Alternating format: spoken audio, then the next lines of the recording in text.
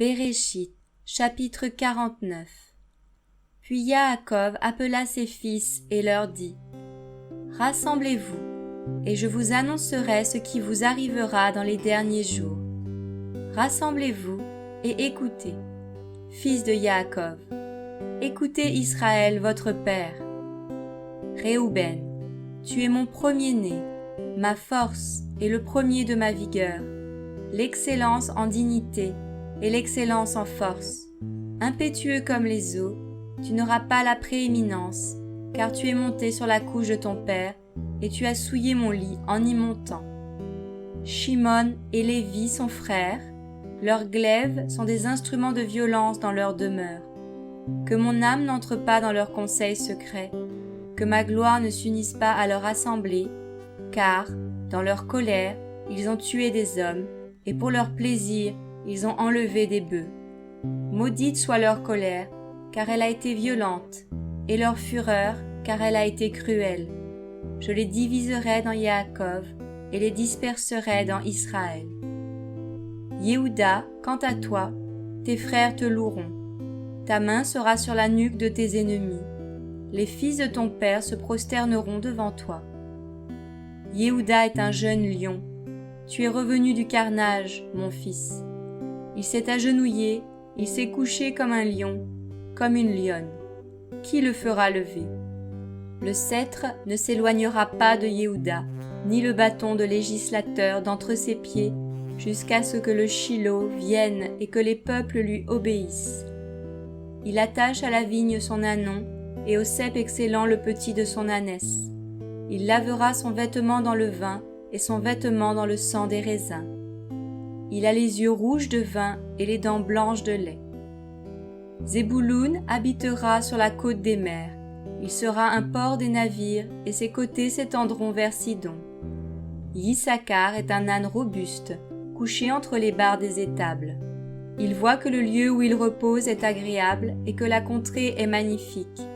Il courbe son épaule sous le fardeau. Il s'assujettit à un tribut. Dan jugera son peuple comme l'une des tribus d'Israël. Dan sera un serpent sur le chemin, une vipère sur le sentier, mordant les talons du cheval pour que le cavalier tombe à la renverse. Ô Yahweh, j'espère en ton salut. Quant à Gad, des troupes viendront l'attaquer, mais il ravagera leur arrière-garde. Le pain excellent viendra d'Asher, et il fournira les mets délicats des rois. Nephtali est une biche en liberté, il donne des paroles de bonté. Yosef est le fils qui porte du fruit, le fils qui porte du fruit près de la source. Les filles enjambent le mur, des archers l'ont provoqué amèrement, ils lui ont tiré dessus, ils ont gardé de la haine contre lui.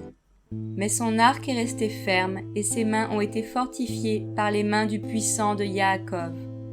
Il est ainsi devenu le berger, le rocher d'Israël.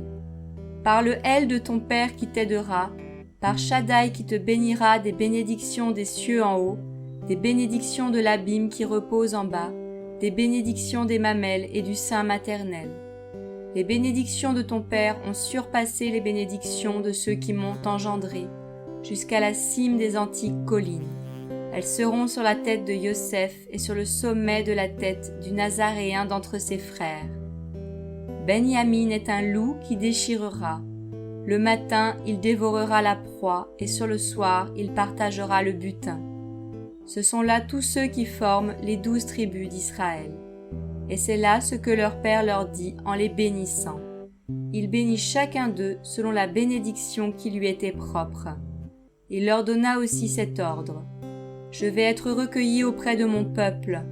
Enterrez-moi avec mes pères dans la caverne qui est au champ d'Éphron le Héthien, dans la caverne du champ de Macpéla, vis-à-vis de Mamré dans le pays de Canaan. C'est le champ qu'Abraham a acheté d'Éphron le Héthien comme propriété sépulcrale. C'est là qu'on a enterré Abraham avec Sarah, sa femme. C'est là qu'on a enterré Yitzhak et Ribka, sa femme. Et c'est là que j'ai enterré Léa. Le champ a été acquis des fils de Heth avec la caverne qui s'y trouve.